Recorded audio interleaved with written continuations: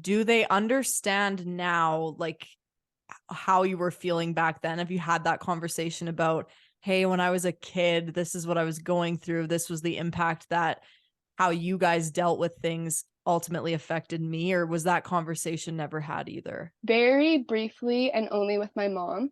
I think because just unfortunately, like my dad was like the definitely like head of the house and he made all those rules and distinctions. My mom like followed suit very well and everything. So I think now that I'm older and we're able to reflect on things together and never just briefly in conversation, never a major conversation about it.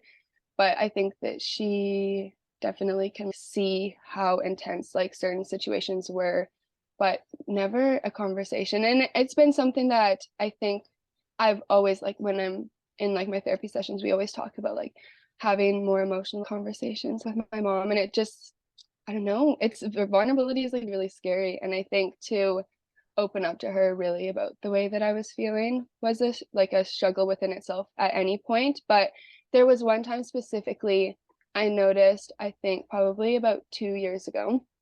So about 3 years into my like major like mental health crises and issues going on. And I saw that there was like a certificate on her bedside table and she had taken the first aid for mental health and suicide prevention. And that's when I knew that like she knew what I was going through and she could see it and understand to an extent, but it just wasn't talked about.